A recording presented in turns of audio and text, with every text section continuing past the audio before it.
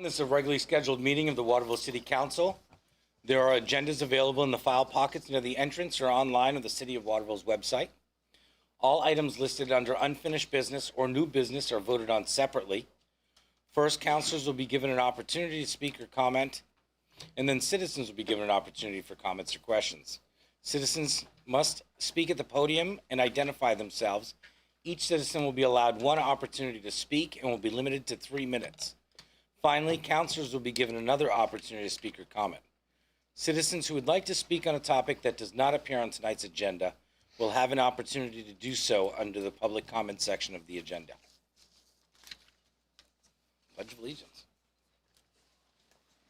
I pledge allegiance to the flag of the United States of America and to the republic for which it stands, one nation, under God, indivisible, with liberty and justice for all. All right. Disclosure of conflict of interest. City Manager's report. Thank you, Mayor. I'll highlight some of the items that are on my written City Manager's report that are always included with the packet online. First of all, I wanted to note that City Hall will be closing on Thursday, June 29th from 11:30 a.m. to 1 p.m. This is to allow all the employees that are at City Hall to attend the Employee Appreciation Picnic, which has not been done before. Usually they've had to run and come back and cover. I also wanted to update under the Police Department personnel topic.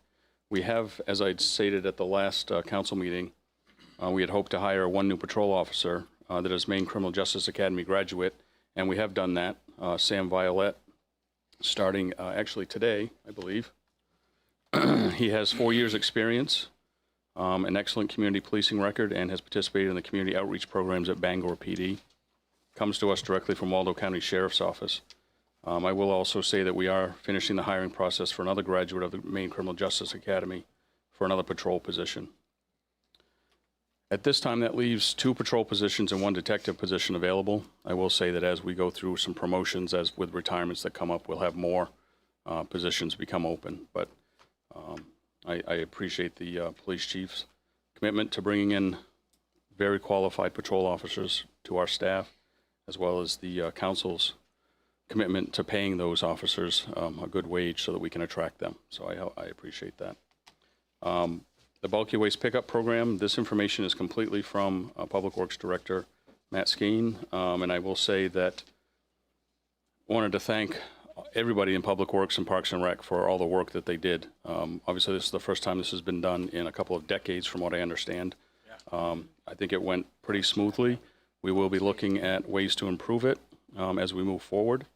But just to give you some idea of what we collected, there are 192.5 tons of debris, almost 32 tons of tires, and the total cost for disposal only was almost $37,000. So there was definitely a huge amount of material that was collected and disposed of. Certainly a good service to the city residents, so I do thank Public Works for that.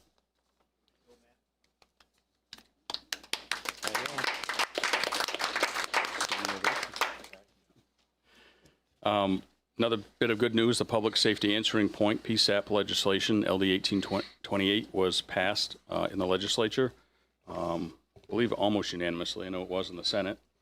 It did receive the 2/3 vote needed, so it's an emergency enacted as soon as the legislature adjourns.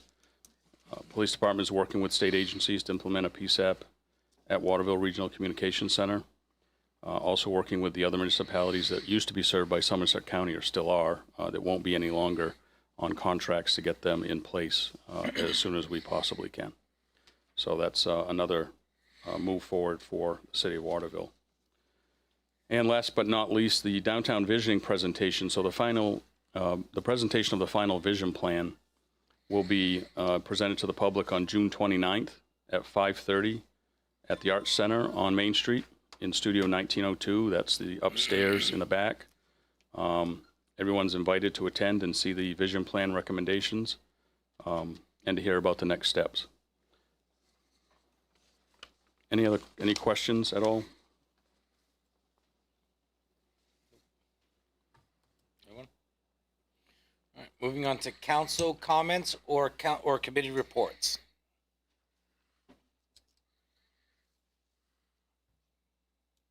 Public comment section. Is there anybody online? Yep, let's bring her in, Shall I promote her? please.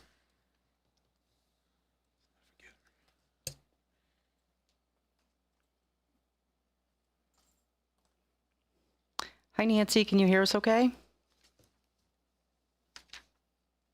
I can, thank you. You're welcome. Go ahead. Thanks. I just had one question about the downtown visioning presentation. It says that the final downtown vision plan will be presented to the public. And so, Bill, I was wondering if you could say just a little bit about next steps. Sure. It actually would be better after the plan is released, really, to talk about that. We are looking at an implementation strategy currently. We don't know what that looks like at this point yet, but we are looking at that. There'll be some discussion at the workshop about that, and of course, all of that information will be posted to our website as well after that workshop. But the plan would be probably, end of summer, maybe, to be starting to look at an implementation strategy once our new city manager gets in place.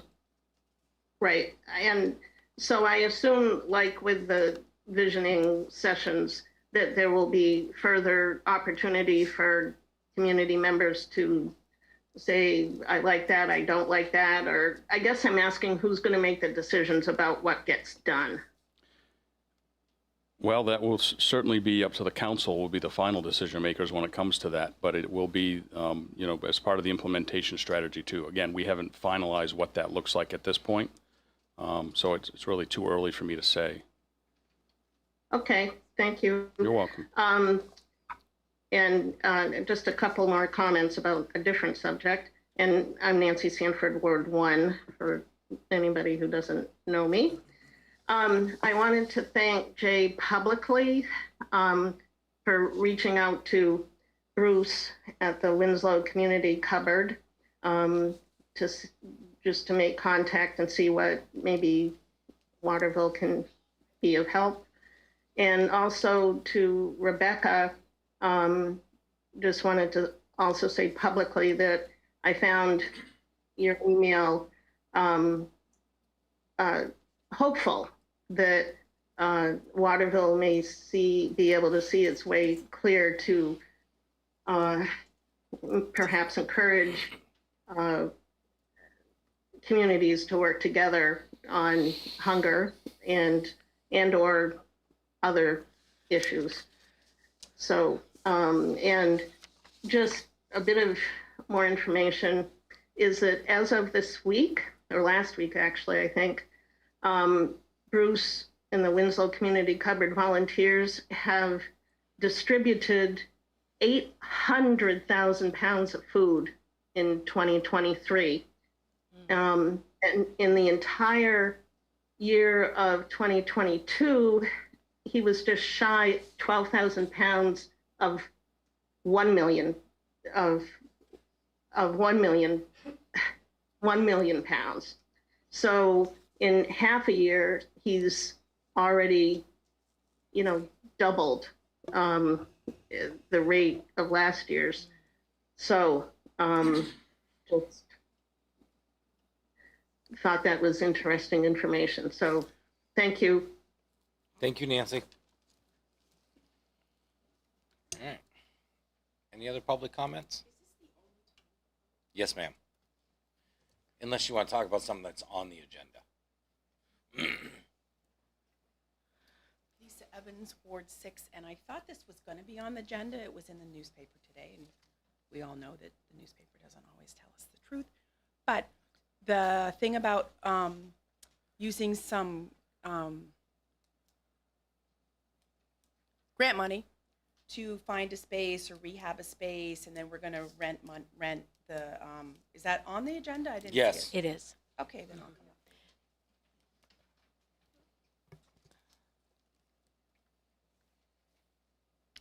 Anybody else? So just to answer your question, Lisa, it's part of our budget that we're voting on. And then the last item is also on approving the lease for that building. Oh. Well, so we will be discussing it under the budget item. I mean, it's part of our budget to, and we can get into that when we get to that item and explain the monies, the ARPA monies that will be going to renovate that space. Yes. We won't let it pass you by. Yep. Yeah. Anybody else? All right, moving on to the consent agenda. Second. All in favor? I do like this much more. Old business. So moved. All in favor?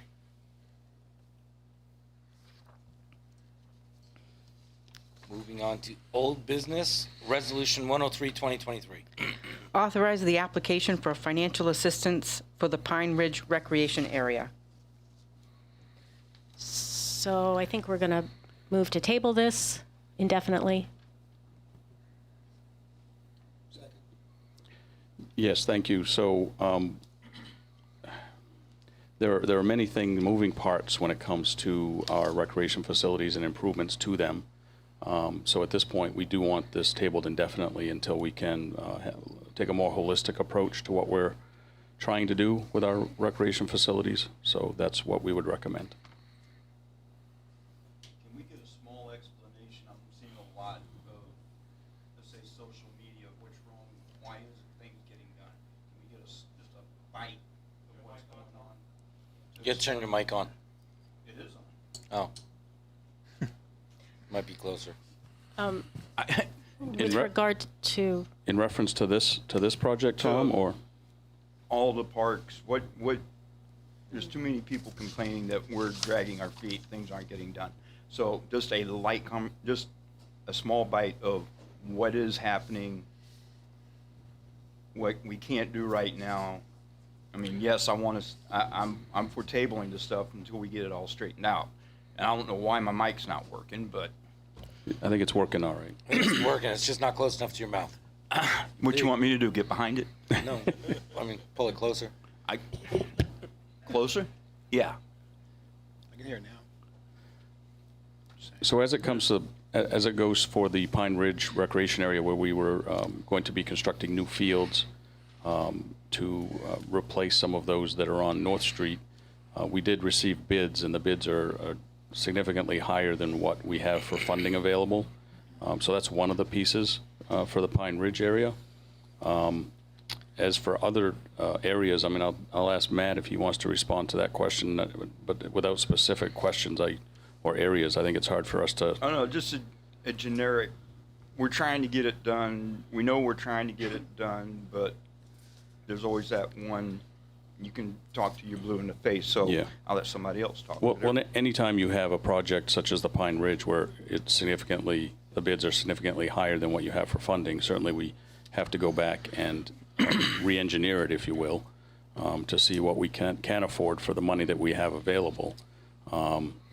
And with deadlines for grants, this grant, for instance, the deadline is June 30th, so we just simply don't have time to be able to, put a proposal together after we've looked at the project itself. But there are just so many moving parts with the Quarry Road projects, potential developments on North Street as well. We would rather not spend money and look at it in a greater picture to see where the money could be better spent, or well spent, I should say. I would think what might be helpful for him would be when we bonded, we put out 15 different types of parks and what we were going to do with them and the cost, and maybe now where we are with those projects, if anything else needs to be done or so on. We were able to coat the basketball court, but we're waiting for this Right. feature to come in or something like that to kind of see this one's done, so Well, that- people know. you know Matt what I mean? certainly Like, I can think answer. That probably is what he's kind of. Right, yeah, and we're happy to provide that. I don't have that all here in front of Yeah. me, but we do have a nice breakdown of the budget and the projects completed and what's remaining. Still have yet to call a recreation committee meeting. I think that sharing it with the 3 counselors on the committee first. And then in addition to that, maybe coming up with a few different scenarios for possibly reallocating funds to different projects. Like Bill said very well, the bids for Pine Ridge came in much higher than we expected. It was 2.5 years ago that we approved the bond. Prices for materials and labor certainly haven't come down. In a nutshell, can everyone hear me all right? I can't Can, tell. yeah. Okay, so Yes. just to refresh everyone's memory, the 21 bond called for 2.79 million total bonded for all the recreation projects. We spent roughly 860,000, leaving us with 1.2. So there is a fair amount of money left, but just like Bill said, we want to be certain that the projects that we move forward on are projects that you know they're going to be worthy of being around for a long time, and we're just not certain right now with all the moving parts at Pine Ridge and North Street. So yeah, I think a presentation for the council very soon. I'm sure you'd all like to know just where we're at, but those are the numbers, but we can break down the projects as well. Any other questions? Motion to table indefinitely? Second. No, we already got it. All in favor? All right. Moving on to Order 105, 2023. Appropriation of municipal and school operating budgets for the period of July 1, 2023 through June 30, 2024. Move to adopt. Second. Any discussion from the council? Can we have a motion to Yes. put amended version on the floor, please? Yes. So moved. Second. Thank All you. in favor? We can talk about the budget, the amended budget now. We can vote on it after we have discussion, if that's okay. Yes, so for the counselors and those that are listening and are in the audience, the amended version includes several changes that the council actually talked about at your last meeting, but we didn't do a formal amendment of the budget at that point. They amount to about $975,000 less to coming from taxes to fund this next year's budget. I will say again, as I've said before, that the amount of money coming from taxes for the municipal side is about 1.6 million more, and for the school side, it's about $960,000 more. I think it's important to note that the budget, while results in a tax increase, and we don't know what that amount will be at this point, the tax rate, because we're doing a statistical revaluation, but it fulfills commitments that the city council has made and the city has made over the last year. And more. For instance, teacher contracts last year, the wages were increased for teachers and support staff, and the second year of fulfilling that. The majority of that increase in the school budget is for those wages and benefits. This year, going into the budget process, the city had commitments of about $1.3 million in contracted wages and benefits. Also, includes about $560,000 of one-time revenue that was used to reduce the taxes in last year's budget. And then another $140,000 or so in non-union wage adjustments that the council was committed to putting in place. When you consider that the amount of money, increase in taxes from the city side is 1.6 million, and we were already at 1.2, 1.3 to begin with. I think we've done a pretty good job. Nobody ever wants to increase taxes. Certainly not me. We've been in a situation, I think, in Waterville where we've been behind. Now we've leveled the playing field, as is evident with the police department hiring fully certified police officers that are hitting the street running, so to speak. Certainly helps us attract better employees, good employees that are going to stay with the city as well and retain them. Costs are increasing everywhere, from fuel, gasoline, the price of sod, the price of labor with contracts, the price of asphalt. So we have to absorb those increases very much like we do in our own homes, whether it's electricity or whatnot. When you had inflation that was at 8% and still is high, around 5%, it costs more to do business, unfortunately. The good news that I'll put out there, and I'm not going to predict next year's budget per se, but I think this gets us to a level field where now we'll just have small incremental increases as we go along, assuming inflation doesn't, jump again like it has over the last 12 to 18 months. So we had to kind of adjust where we are, and now we can move forward hopefully on a much more incremental basis as far as I'm concerned. In the budget, the employees are now at that 75th percentile, right? That's what the new budget will do. Like they're not at the top of the range, they're not at the bottom of Correct. the range, they're right then, okay. Correct. They were at the 60th percentile for the current year's budget, and this gets them to the 75th for the non-union employees, Okay. not at the 100%. Go ahead. I was just going to add that there are several things that this budget is going to deliver for us that are, I think, very important for the city.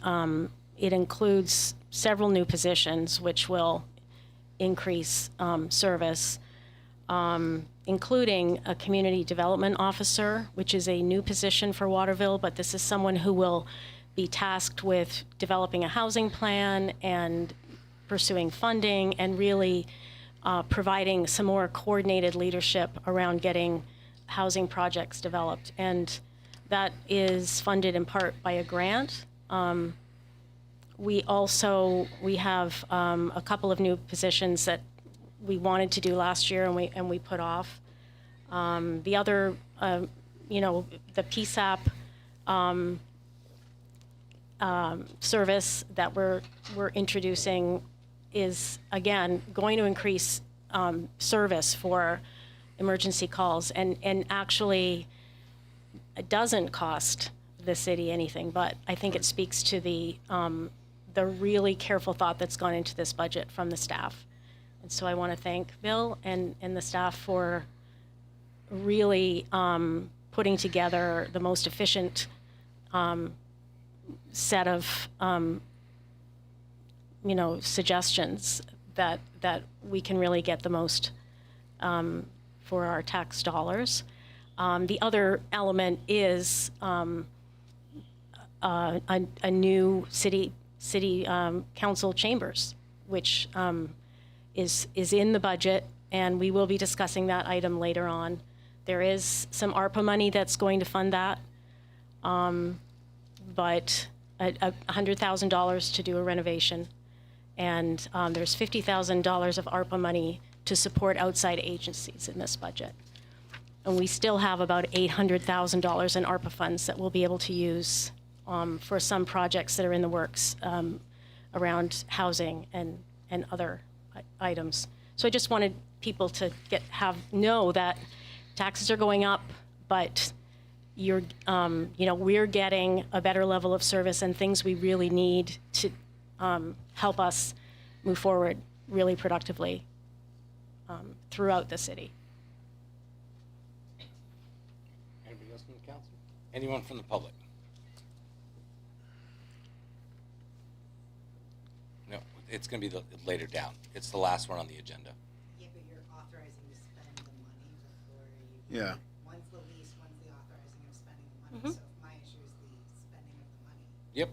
Yeah. Yep. Correct. Yep.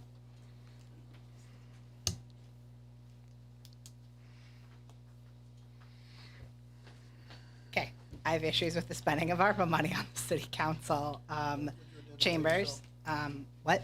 Identify yourself. Oh, and sorry, I'm Ryan Finch, Ward 6. I think this is a shameful use of money. I think the council should be ashamed for even considering this. I think that if we have $100,000 in ARPA money and we are looking for a permanent location, we should be using a location that benefits more of the community. I think if you have $100,000, there's no reason why you couldn't, for instance, do some serious upgrades at the senior high school and, you know, do some more to bring them into the 21st century. We know that some of the programming is lacking there in the schools, and you could still have a permanent city council location. My concern is that we're going to give this developer $100,000. We're going to renovate this space, and they're going to ride it out for 5 years. Then they're going to say, all right, guys, thanks so much for this brand new renovated building. See you guys later. There's nothing stopping them from doing that. And first of all, I don't think council should be using this money on themselves. I'm shocked that this is allowed. I know this had been discussed 3 years ago about using ARPA funds to find a permanent city council location, and it was quickly found out that we couldn't use ARPA for that.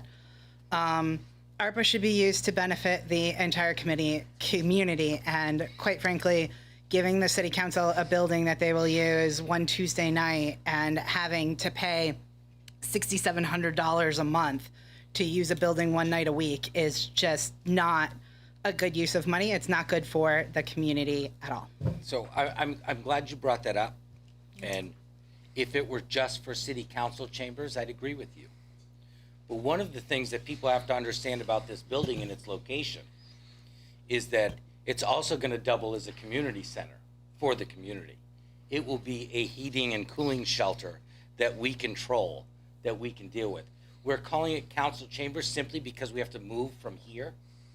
But that building is to give the community a lot of what they asked for, right in downtown, right next to the city hall. So if people need services, they can go to general assistance. They've got the heating and cooling.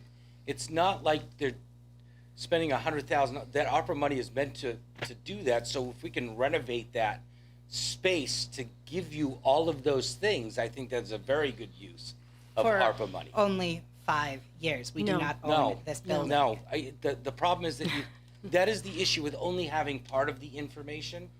So I'll let Rebecca speak to. Well, or you can, but yes, I mean, of course, I understand why you're thinking this is not a good use of funds, but this is a lease to own. So the city council is intending to purchase the building, and so we will not be developing it, you know, for a developer and then giving it away. This is a permanent home for council, city council, the planning board, any, you know, other groups who might want to meet there. It's intended to deliver some community space and community resources, which we've heard are very much desired from the community. And, you know, the other way to do this would be to raise taxes even more. So I see it, you know, initially I wasn't crazy about the idea, but it is a way for us to secure a community space and not put that burden on the taxpayers. And it will benefit people who are, you know, who are vulnerable and most impacted, which is the intent of ARPA. So that's the plan. Okay, the rest of my comments I'm going to reserve for the lease because it's more lease specific. Okay. Thank you. Anyone else? Patty, can I get a roll call?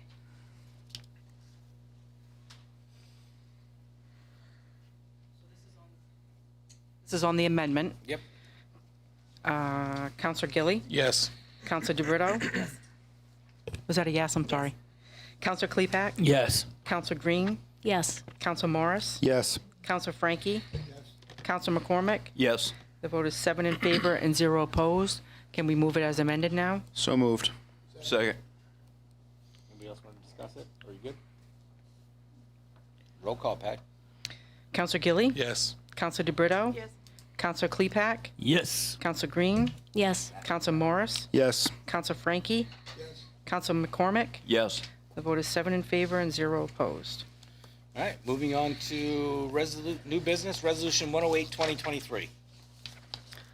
Authorize issuance of a dispensary license to Timothy Poulin doing business as Amber Horizons. Move to adopt. Second. Any discussion? I'll just note that this is it's a license for the same location, and it essentially changes from a retail license to a dispensary license, which allows a few more activities other than just retail there, but they are allowed in that zone, and Code and Fire have both cleared the business for that purpose. Any discussion? Roll, Patty, all in favor, right? Resolution. Is everyone in favor? Thank you. And one opposed? Thank you. Resolution 109, 2023. Approve bid award to Nicholson, Michaud, and Nato Certified Public Accountants for auditing services. Second. Any discussion? I can certainly speak on this as well. So we did go out to bid for auditing services, and we had two bidders. We had two other companies decline to bid because of their workload.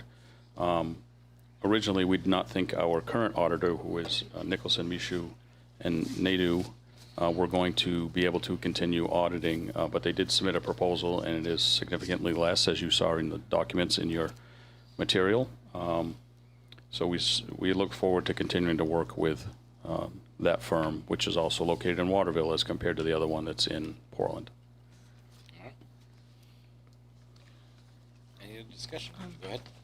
So, and Bill, in the original budget, there was some funding for, to compensate for preparation for the audit? Yes. Yeah. Yeah, with this firm, to be able to serve as kind of a check and balance on our accounting. But Right. that has been removed. That was part of the discussion last week. Okay. So that amount was removed as part of those changes in Oh, the it budget. was? Okay. Yep. All in favor?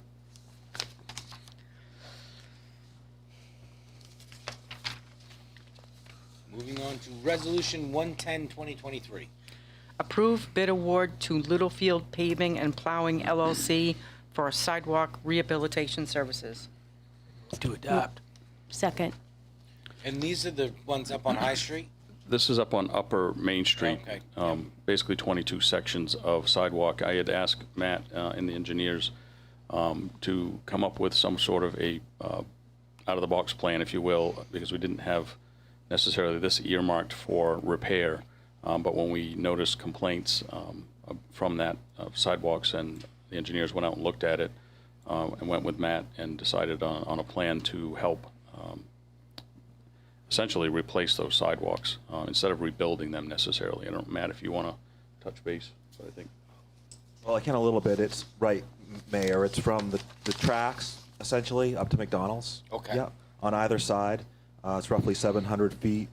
The city will be doing the demo and rough grade while the contractor comes in and does the final paving, 2 inches. So should be pretty substantial and hold up for a good amount of time. It So, needs it. right. Yeah, and that, it it does. wasn't in the plan, the work plan, so that's why the Public Works Department is doing the work to demo, if you will, and to level off, and then just bring in the asphalt contractor to lay the asphalt, so. I think it's great that they came up with that as a solution, and we're able to do that. Well, it saves us money on labor, too. It does. So, all right.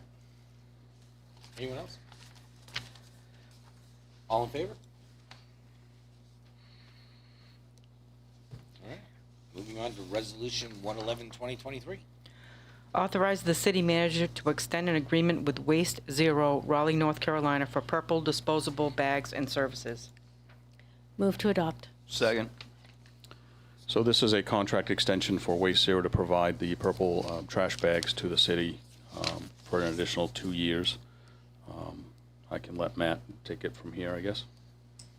Happy to answer any questions. I tried to include as much of the pertinent information in the council action request as I could. Like Bill said, it extends it for roughly 2 years. It's just shy of 2 years to line up with the Pine Tree Waste contract, which we thought made sense. We've been very happy with their service. We did a lot of research trying to find other like organizations that offered everything that they do, and we couldn't find any.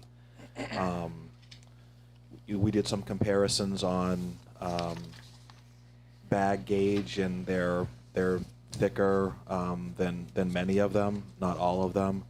We've just been very happy with them, right from the retail part to the delivery to the customer service. Yeah, so I'm happy to answer any questions. So, the biggest complaint I always get about the purple bags is that they're thin and they break all the time.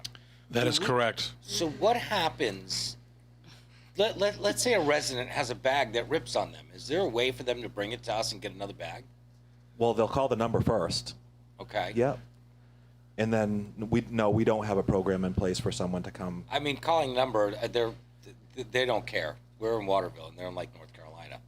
Is there some way that we can figure that out? So if our residents do have an issue and they bring you a ripped bag, we can give them something else? We could probably figure something out. All right. Yeah.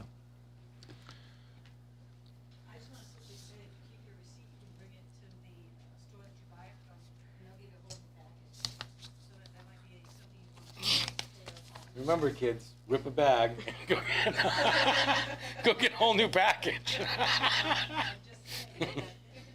Bryn, when we go home, I need you to jump through one of the bags. You gotta bring the bag with you. Yeah, I will afterwards. Yeah, just Paula, go to That's the the mic point. and tell Yeah, them what you yeah. had to say. Paula said that if you have a ripped bag and you still have the receipt, bring it back to the store and they usually give you another package. That's what I'm saying, right? Like, listen. so the bags are thicker and more, because the structural integrity of the bags are absolute, no pun intended, garbage. I'm not the biggest fan, but Some of us are actual end users, and we're telling you. I don't So, use purple trash I bags. think it's debatable. Nope.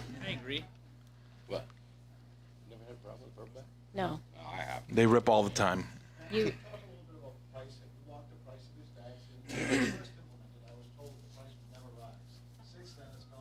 Can you go to the podium, please? You asked for it. My name is Greg O'Coin. I want to ask about the price of these bags, because when these bags were first implemented, it was my understanding that it was going to be locked in at X amount of dollars. And I've seen the price rise 3 times now since you've done it. What is the contract saying, and can we expect more price rises, or can... Well, it would be up to the city council if the price of the bags rise. It's currently at $13 per roll for the large and the small. And there's a resolution from 4 or 5 years ago that indicated that the prices would rise $1 each year until they were at 15. So the council has decided over the last few years to waive that and keep it at 13. So that was that's how it happened formally. Part of it was that, I don't know how it was when they first implemented, but I will say that the thought process was that people who had to, because a lot of people use private haulers, so the people that had to use the purple trash bags, it was meant to offset the cost of trash since they were the ones that were actually using the service. And it's still not in the black, like we're almost there. Is it? It's right about there, right? It's Yeah, very I close. think what you guys are paying for purple trash bags right now offsets the trash, almost the total cost of trash, less minus like $20,000 or $30,000. I think we still pony up some, but it's not. The people who use the purple bag program are the ones who are paying for that, and not every taxpayer. Sort of how it broke down. Go ahead.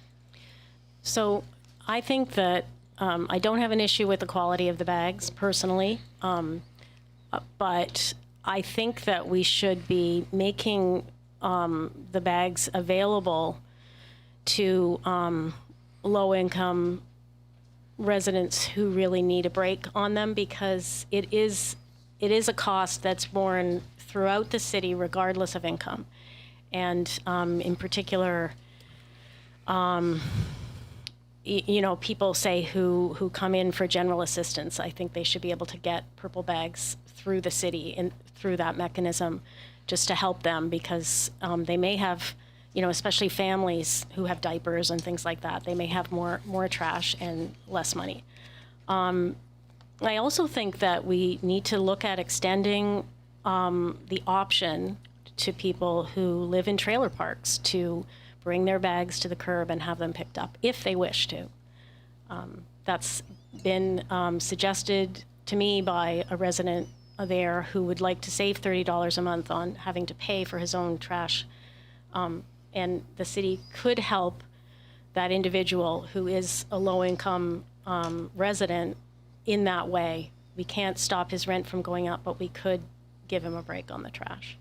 So I'd like the city to consider those changes that would help people who really can't afford the service. And anything that removes all the dumpsters from all over the place, like these dumpsters. I don't know why we ever did like if you've got 4 units or more, you have to have a dumpster. There are just dumpsters all over the place for no reason. I mean, we should be making them. If you have to have a dumpster, put it behind a fence or something. But some of these roads in South End, you go to the end of the road, there's nothing but 3 dumpsters, and you can't see any of the other property. It just doesn't make sense. Dumpster's supposed to be 20 foot from any structure. And you go through the south end, the dumpsters are right up alongside the buildings. And I got dumpsters all around me. And not one of them is 20 foot away from my house. So the answer to that question certainly is code enforcement. So, if there is an issue about that, we can have them look at it. To respond to Councilor Green, so General Assistance Program through the Health and Welfare, they do offer free purple trash bags to those that come in and qualify for assistance. We've been doing that for several months. Okay. Okay. And we will have a solid waste working group that will be assembled to address many of the topics that have brought up tonight, because they've been brought up before. We've just been waiting to get through some of our other projects to get that started as well, because we are looking at potential changes in the environment, the landscape when it comes to trash disposal and the like, with potential new facilities coming online, with the announcement of PERC, which is Penobscot Energy Recovery Company, which we don't use, but they were foreclosed on and are being sold. So there are a lot of moving parts when it comes to trash disposal, which is always an interesting topic. But we will have that solid waste working group, which will be comprised of a couple of councilors as well as some staff to look at these issues as well. Great, thank you. On the topic of waste, guys, do we have a scheduled bulky waste pickup for next year, or is this going to be tabled until next year? Or We have it in the budget for next year. you have it in the budget? It's in the Do you have budget for next dates, year. Time, is anything, is just in the budget? I'm sorry? Is there any dates, times, or anything that's been scheduled? Again, I'd like to reconvene a small group to confirm a few items, because there would be some suggestions, that came out of the first one that we've done in so long. But it'll include everybody if that's what the council wants, and that's what we'd like, because we think that after the first big year, we can manage this program much more efficiently. It won't take quite as long. And I would assume probably around the same time. I mean, it seemed like a good time of year to sort of do it anyway. well, what made it difficult was that the spring is the busiest time of year for parks and for Yep. public works. So if it was a little bit later in the spring, that would be one of my suggestions. After Memorial Day, because if it runs long, we don't want Memorial Day to hold us up. So we'll want a couple 5-day weeks together. So it'd probably be close to the same time, but maybe a little bit later in May or early June. All right. That would enable people to have their garage sales first, and then, Whatever's left over. See ya. Yeah. All right. All in favor? I'm just sneaking it up on you. All right. Moving on to resolution 1. Can we skip this one? 1/12/2023. Approve contract extension for city solicitor. Second. Any discussion?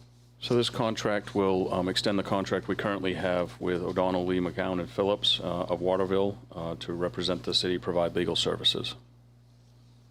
For 2 years? For 2 years, yes. All right. Any discussion? Roll call. I just Not roll wanted call. to say thank you to Bill Lee for all of the work that you have done for the city this past year. I've seen it, and I really appreciate all of your efforts and your professionalism. Yeah. I'm not as enthused about having to pay you all the time, but as a taxpayer, I love you. I mean, you're a great person. He's done a lot of work. A ton of work. All right. All in favor? All right. Unanimous. And, all right, so Resolution 113, 2023. Approve lease agreement with 48 Front, is that 48? 46. 46 Front Street LLC. Second. Yes, so this lease agreement is for 46 Front Street. That's the property location, which is adjacent to City Hall and the Opera House. The lease agreement is for 5 years and 3 months, beginning July 1st. The first 3 months of rent are half rated at $3,000 a month, and then after that, for the first year, it's $6,000. And then there is basically a COLA increase of 5% each year after that.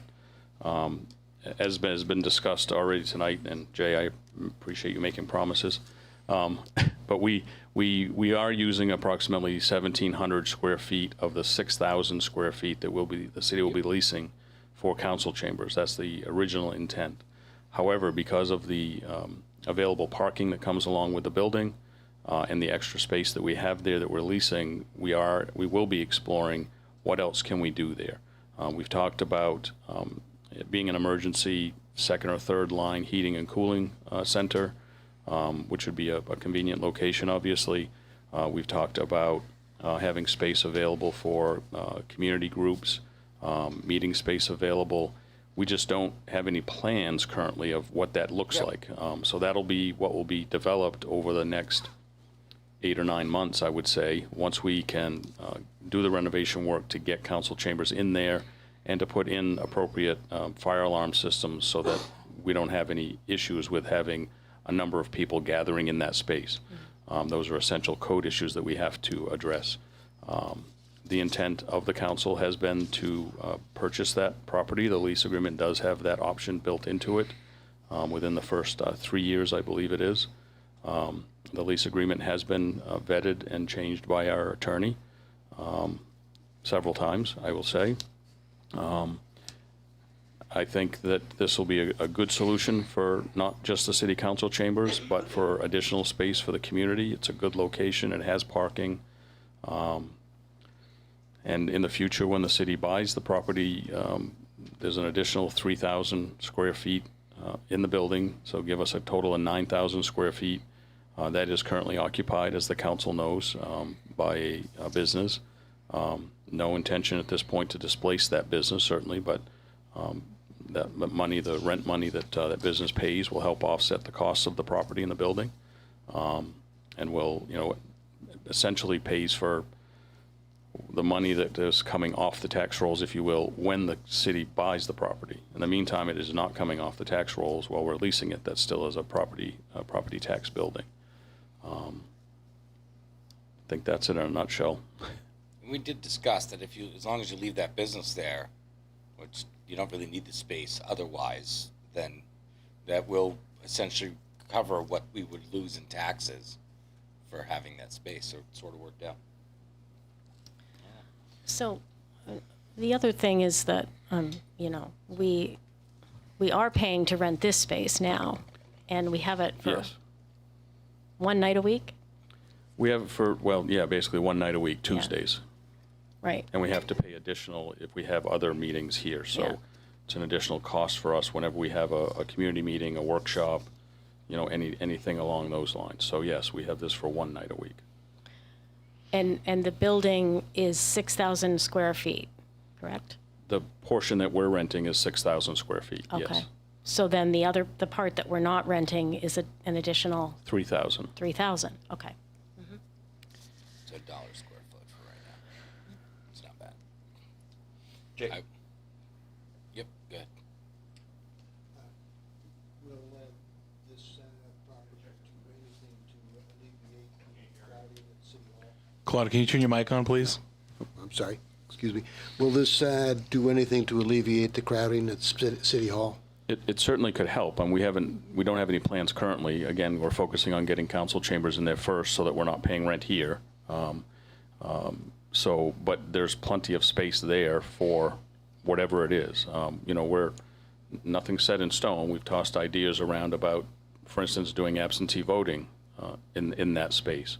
Currently, that's done at City Hall, and it displaces Everything. other functions, everything, as Patty says, in City Hall. So it would allow us to have a really proper setup for absentee voting as well. And it could even handle a small election should the need come. But there is plenty of space there for other activities, whether it's, office space or storage space or, the department head meetings currently are at the fire station, and there's no parking there for department heads to park. They would be held at the new space. And again, committees, community groups that may need meeting space or the like, that's also a possibility down the road once we've got everything figured out. So. Anybody else from the council? All right, anyone from the public? Yes. Lisa Evans, Ward 6. This doesn't sound transparent. It doesn't sound on the up and up. No one in this room is going to dispute having a community center. But that's great. Let's get people off the street if it's hot, or give them some warm clothes, a place to be warm. But that's not what you're presenting. That's not what the newspaper presented. That's not what you're presenting tonight. You're presenting a place to have a meeting. I have a question. 25 years ago, when I moved here and I started going to city council meetings, and they were up in the center, were we renting that space? Yes. So we've been renting as long as I have been in the city, 25 years. That is a lot of wasted money. And every year I sit in here to support Eric Haley and the school budget, and we see the fire chief and the police chief and the council or the city manager wants them to cut their budgets. And we're renting space for meetings? That just blows my mind. I can't, it's unacceptable. It's fiscally imprudent. So we agree, that's why we want to buy the space. So now you're talking about parking. You need parking so the fire chiefs can have a meeting and have a place to park. I just think, and now you're going in the back door. We need a place for the meetings. We're going to have all of this extra space, and we're going to try and figure out what we're going to do with it. It just is not a cohesive plan. I am embarrassed. That's how I feel. So just so I understand, Lisa, are you thinking that we should continue renting space and not purchase something? No. Okay. I don't know why. I mean, I have never heard anyone say that the city hall is overcrowded. I've been there to do absentee balloting. I've certainly been there to pay my whatever. You should use the mic, though, because there's people online. Well, I'll just repeat what Lisa said. She said she's never been aware that there's any overcrowding at City Hall. And so. Hi, Hillary Koch, Ward 4.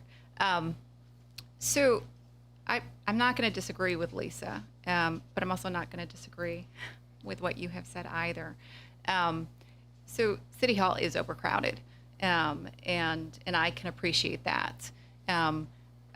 I would agree with Lisa, though, and say it's fiscally irresponsible to be renting space, and the school board doesn't, and the school board hasn't, and it is embarrassing to see, frankly, you sitting in chairs that are nicer than the chairs that our teachers sit in, and to be sitting in chairs that are nicer and more padded than the chairs that our students sit in the auditorium. We have solutions, and cities and towns across Maine use schools for city meetings regularly. It's not as nice. Yeah, you have to set things up. You have to break them down. It's not as cushy. They have emergency meetings in towns like any other towns do and cities do regularly. That's what you do when you problem solve. It's difficult. It can be messy. It can mean that some schools have to make do and not have school practices for plays on Tuesday nights. And it means that some city councils can't meet when a production is coming up at the end of, months of practicing for a school musical. but that's what you do and that's how you save money, and that's called fiscal responsibility and problem solving. And then when you do have the money and you have extra money, then you look into a better space that benefits the community in a way that makes everybody happy. Now, it sounds like there may be money available, and that's where you say, well, how could we put that to really good use? And I would say there's this really great space where you wouldn't have to rent, where you could put that money to good use that not only benefits the city, but it also benefits your teachers and the students who desperately need it. And they deserve it. And you know it, and I know it, and our whole community knows it. And that doesn't mean that we don't care about people who need a place when it's cold, or when it's too hot, or when the city's overcrowded. It just means we know that, when it's time to vote, that the city hall is really crowded, and we know that our school's really crowded. But children at our school and teachers have had spaces that they put up with, but they don't get to vote, and grown-ups do. So if you're unhappy with what you see going on, and if you're unhappy with the fiscal irresponsibility, you can always do something about it. That's what elections are for. In terms of this, was a plan presented? Not really. Was it, not transparent? Maybe not. But I don't know that the newspaper had all the facts. I don't think you guys were really trying to hide it. I would say it doesn't sound like a plan has been thoroughly thought out or discussed. And I do think that residents deserve to have a plan thoroughly discussed and presented if you're really going to use a space. But if it's really just for this, it just doesn't sound reasonable. I promise you it's not just for this. What I will say is, in the last couple of years, we haven't fought the schools. Like, we've been trying to give them what they need for resources. We haven't asked anyone to sort of cut that. No, I know that. And being able to hold our meetings, I'd love to hold them at the school. They don't typically make it available to us. Got $100,000, I think they'll find a way to make it available to you. Well, that is one reason that we're here and not at the school, because we were there and then we weren't. I don't know the whole story about that, but my understanding was that it wasn't possible for us to meet at the school. And it's been at least 3 years since we've been looking for a place to hold our meetings. And part of this, we agree. The fact that we've been renting for so long is ridiculous. This is a building. And it is a lease right now because it gives us the ability and the flexibility to see if this building is going to work for all of the needs that we want. And if it doesn't, then we can abandon ship. But if it does, in a year or two, they'll be able to bond to actually buy a building that belongs to. But do we understand there's $100,000 on the table? And could you put that into the school to say, hey, we could make some upgrades and we could all benefit? So I think we did some of that, and we've been listening. They have the school has a much larger plan because they have some other stuff that's going on. So I think currently throwing $100,000 at them won't even make the slightest of a dent in what they want to do. I mean, they're talking about spending millions. No, I understand, but I might understand you actually approached them and said, we have $100,000, we'd like to use your space, and the school said no, and we own the school? No. No, that is not at all what happened. Okay, I'm just making sure I understand. That we didn't offer the school an additional $100,000 to be able to let us be able to use the space. Yeah. I mean, we're already giving them tax dollars for that space. Right. It Yeah. just, to me, it would seem like you would want to dedicate a space so that the city could do other stuff. Most towns don't have a dedicated space Yeah. for this. I watch other school, towns, and they have meetings on stages and auditoriums all the time. Which I would do if we had access. Don't we own the school? But they lease it. The Department of Education leases that building. We may own the property. We don't have the rights to do what we want to with those buildings. Mm-hmm. They control the buildings. Well, let Claude go. He just said what I asked the same question years ago. Why are we renting up there where we used to meet in the other building? Why aren't we doing this stuff at the school? And the school board can meet there, but we can't. It's their building. On paper. Yeah. No, I understand that, yeah. You can't, I thought the same thing when I came here. Somebody And from I've the- been here 34 years, and I still, why is the council not why have we not bonded to build, we're gonna bond or whatever to improve the school? Why haven't we bonded to improve the city hall, the city facilities, consolidate? You go to places, Wiscasset, some of the others that they've consolidated everything. You start talking about bonding to do stuff like that around here, and everybody has a nervous breakdown. No, and I'm happy to stand here and apologize if I am way out of line. But if I go to the superintendent and I am told, no, you are never going to let city council here in our doors, it's just not going to happen. That's what they're going to say? Like, it's just not going to happen.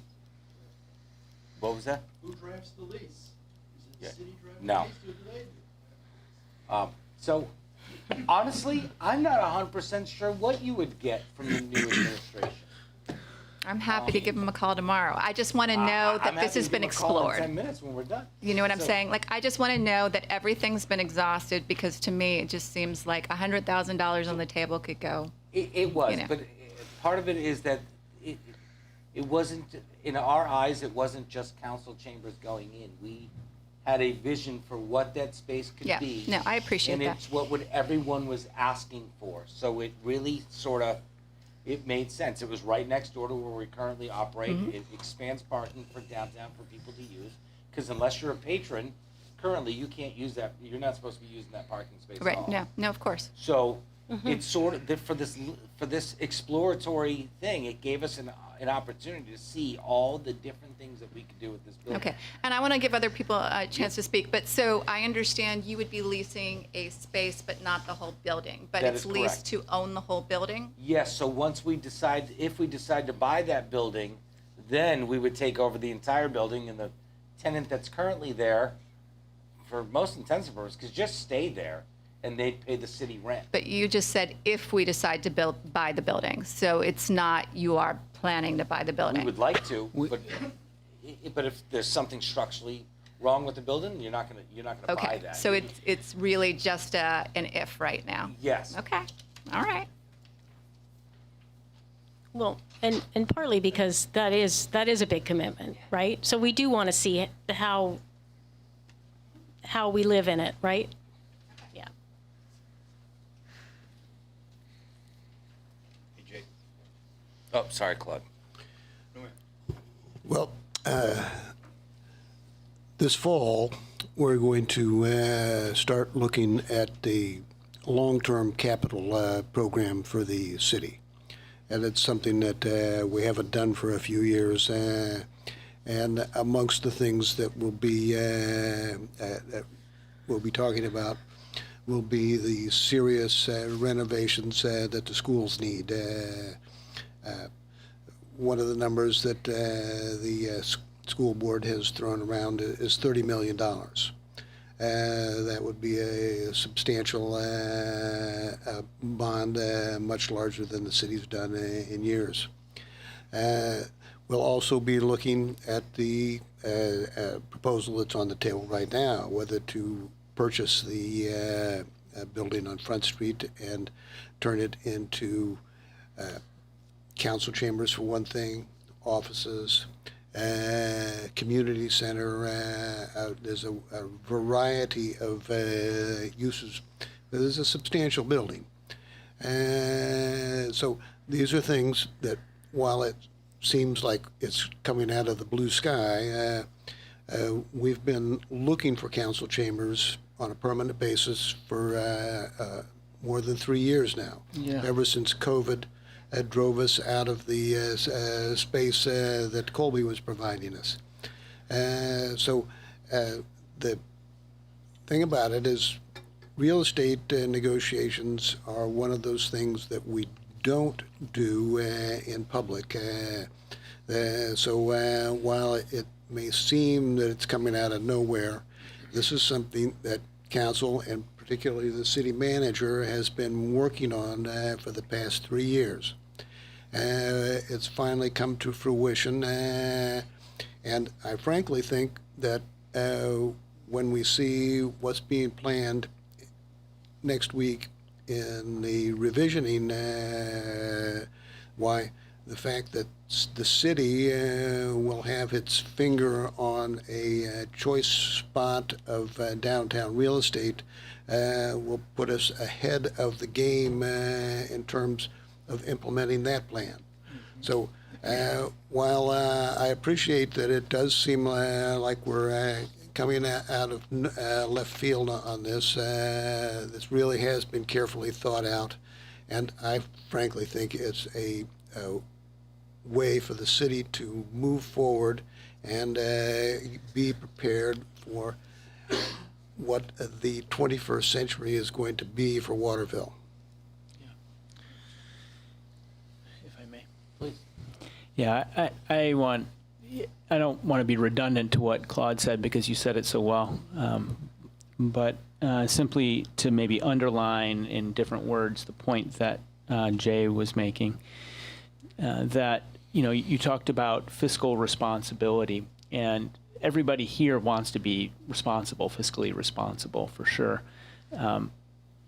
Sometimes investment in potential is the fiscally responsible thing to do, and I think that along the discussions that we've had around this building and what a council space would look like and how can that be bundled with other needs that are in the city, I think that the potential of this particular space is exciting, and yeah, I like the fact that we have this try before you buy arrangement. I think that's also the correct way to go forward. So personally, I have confidence in the plan.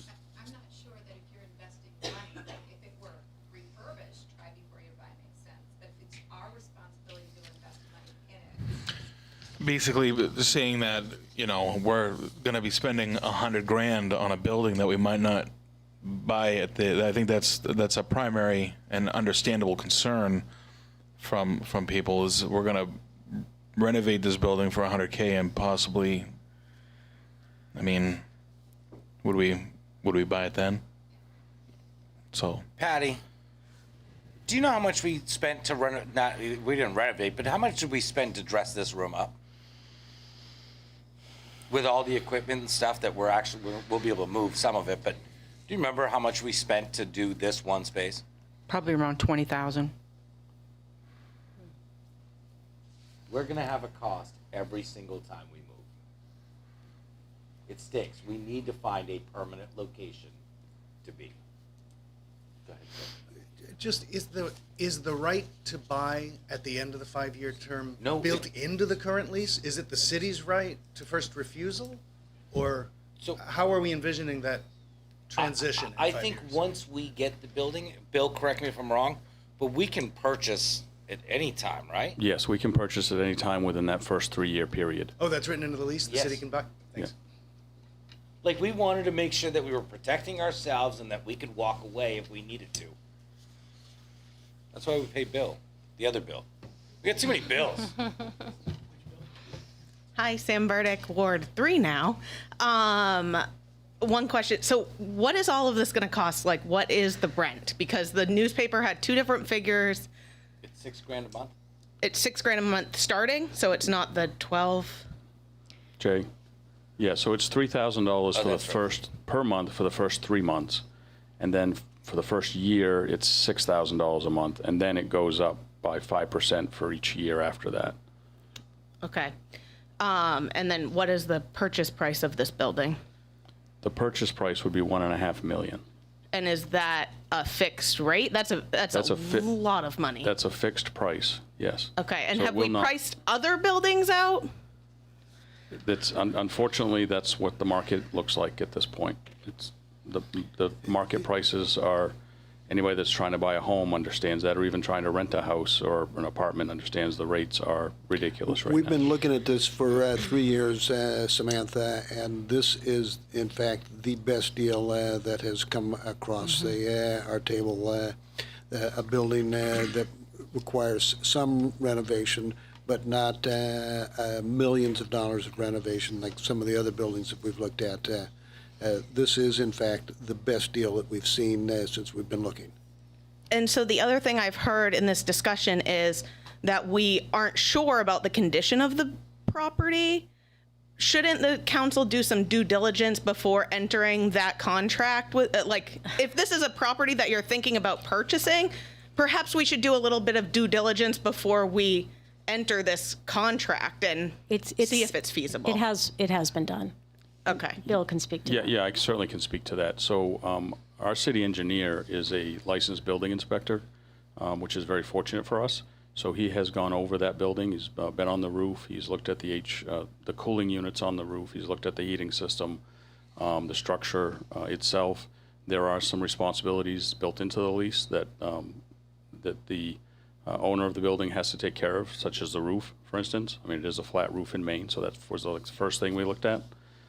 So they're liable for taking care of any structural concerns that the city has that come forward, and we have notified him of some things that we think need to be looked at before the city decides to purchase that property. So, and they're very much in tune with making sure there are corrections made, should they be needed. Okay, thank you. I guess that's where it gets very confusing probably for other people in the audience, is we've heard, yeah, after 3 years, if we don't like it, we'll throw it. Like, it's just very wishy-washy, or it sounds very wishy-washy. To me, I don't know. I don't know if I'm the only person. I'm sorry if I'm out of line, but I mean, I'd like to see more of a concrete plan. We just voted to spend a lot more money this year than last year, and I absolutely understand, Rebecca, what you said in the beginning is we have to pay people. Insurance costs went up.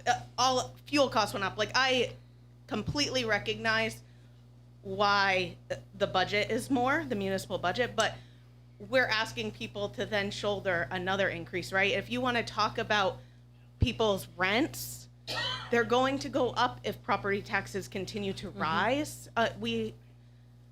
We're not at a low mill rate here, you know? So I think that it's really important that City Council does their due diligence and has a set plan. And I completely recognize the need for a building. I completely recognize how convenient it is to be in close proximity to City Hall.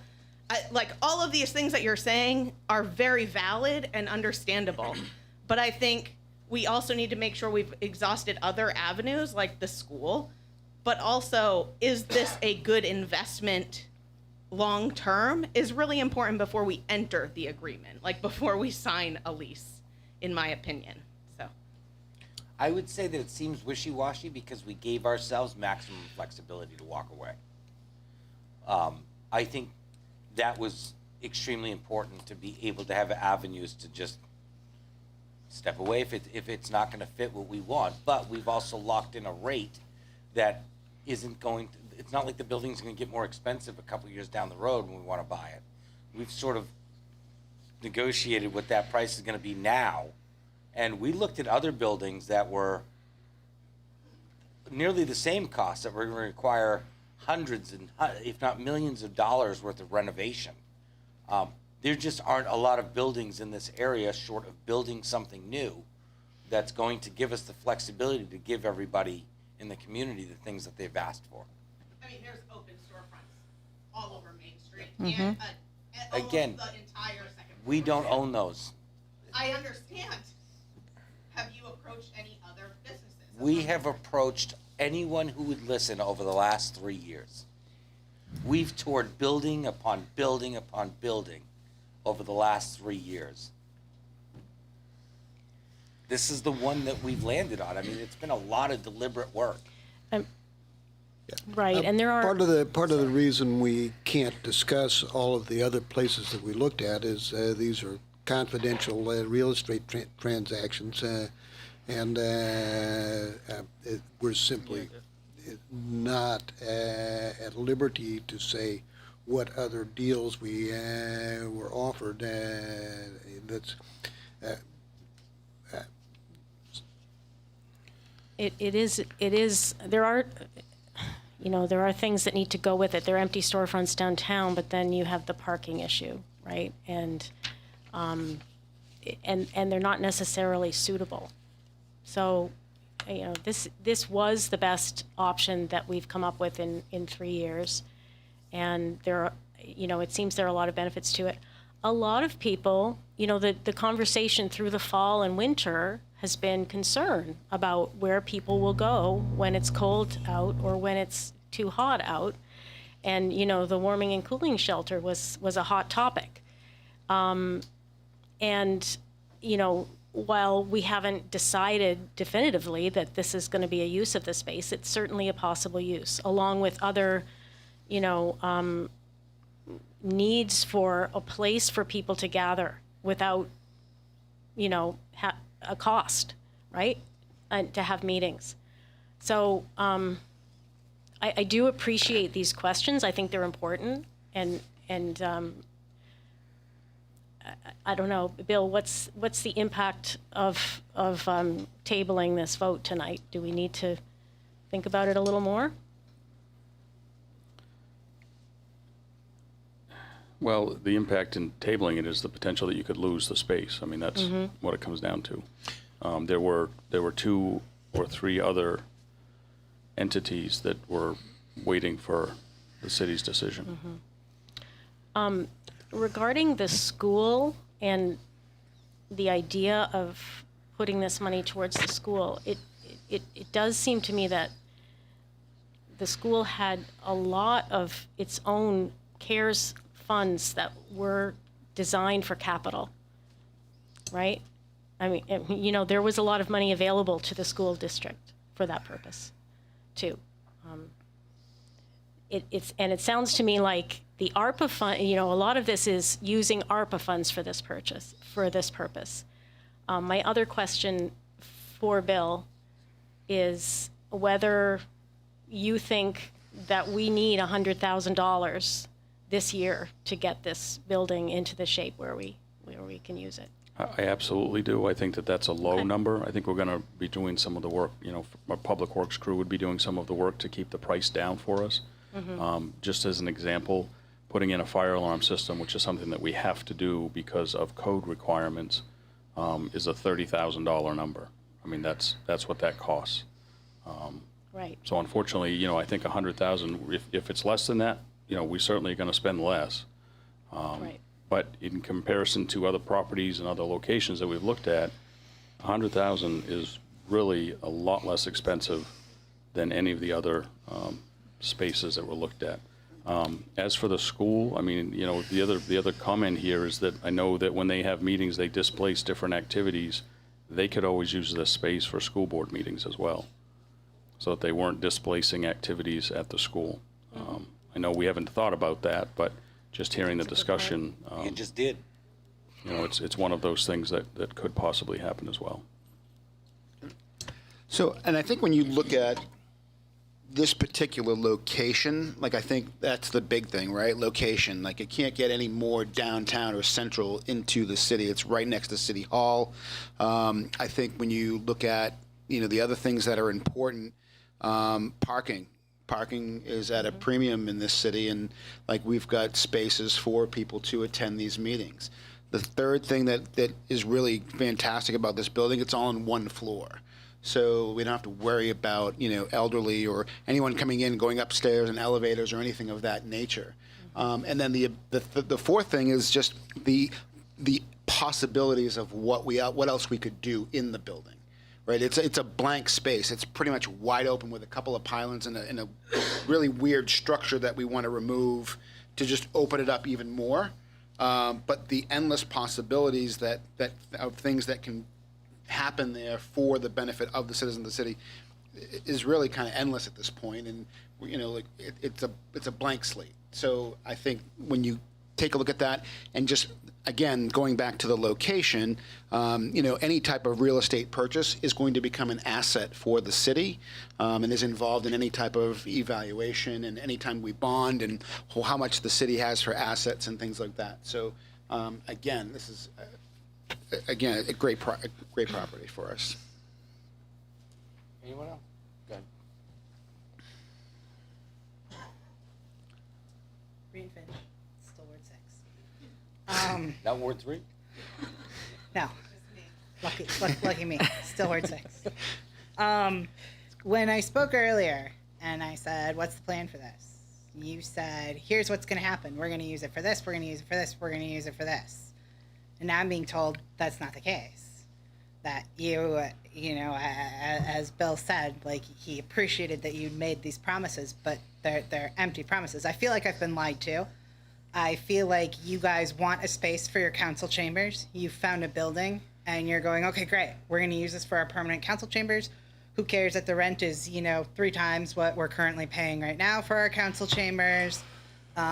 We've got this option to buy the building, but, we can walk away from it if we don't like it. Going to what Lisa Evans said, this isn't a transparent process at all. You don't have a definitive plan for the building, and you're asking the taxpayers to shoulder quite a significant burden over something that you have not come to us with a concrete plan for, other than we want a permanent place for council chambers. Well, as other members of the community have said, there are other options that we could be looking at for permanent council chambers, notably the school. And having discussions with the school. And I think it's absolutely reprehensible that we haven't even had a conversation with the school about this and about the use of ARPA funds for this. I think you guys, I know there are other people interested in the space, but hey, sometimes you lose the space. The people of this city deserve transparency of knowing what a definitive plan is before we spend all of this money on who knows, we could spend this money, we could walk away. We don't really kind of know what's going on. We don't know what we're going to put in there, except us. Guys, we're going in there. Be happy that we're going in there and you're paying 3 times as much, up to 6 times as much than what you're currently paying right now for a space. It's not tenable. I can't stomach it. I can't swallow it. I don't know how anyone in this city could possibly swallow this it doesn't pass the straight face test. We need transparency. We need to know what the plan for the space is before we purchase it. I agree. Before we purchase it, makes sense. Right? Leasing it. Anyone else? Well, Patty, certainly before we purchase it, we'll have to have a public hearing. But all of the concerns that people have raised are issues that were discussed while we were doing the search for city council chambers. And I will repeat, this is the best deal that we've come across. I'm going to vote not to table, but I think we should just go ahead and vote to approve this lease option. And I would add to that the plan is for a meeting place for city council business, not just the city council, but the planning board and other meetings that need to happen. It's very difficult to find space for many of the meetings that we hold. We don't have spaces that are big enough in City Hall. We do have crowding in City Hall. And so this is a space for the city.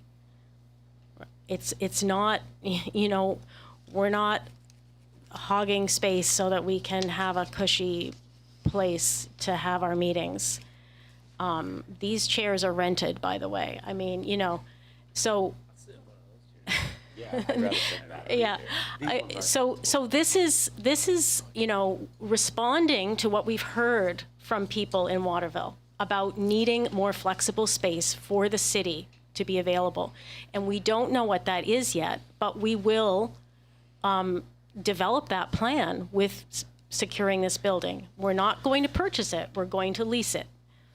And then we're going to, explore how we can use this space to meet the needs of the people in the city that we've heard expressed. Go ahead. Okay. So what is the total cost like for the lease? What's the different, what is the price for the lease here, the total cost when it was to move here versus the price tag to lease into this new space? What's the difference So it's in the going up. value? This one was gonna go up to what, 1,500? Yes, this space will go to $1,500 a month for 1 day a week.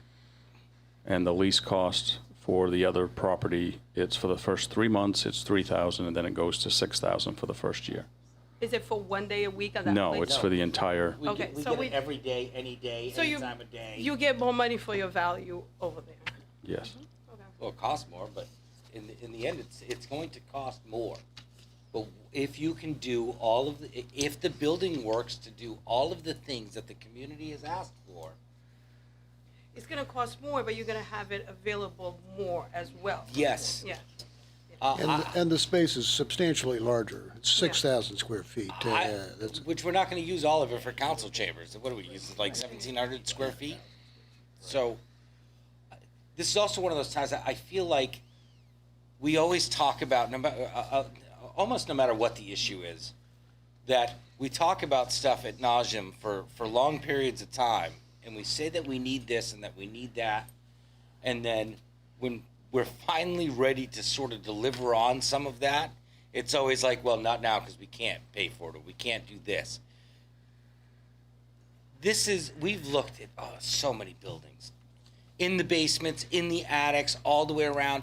We've looked at buildings to see if we could cut through so that there was a access for you to walk from the concourse right into Main Street.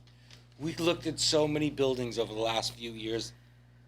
This is just the one that that works for all the things that we feel like we can do in the community. Is council going in there first? Yes, simply because they need a space. It's not why we're buying the building. They would sit in the same chair. They would sit in a circle with you if you wanted them to. They don't care where they're sitting. They just want to have a meeting space. So to say that they just want these new digs is not true, because you know some of the people that are sitting on this panel. You are friends with some of the people who are sitting on this panel, and you know that they would not spend the money that way. So, what?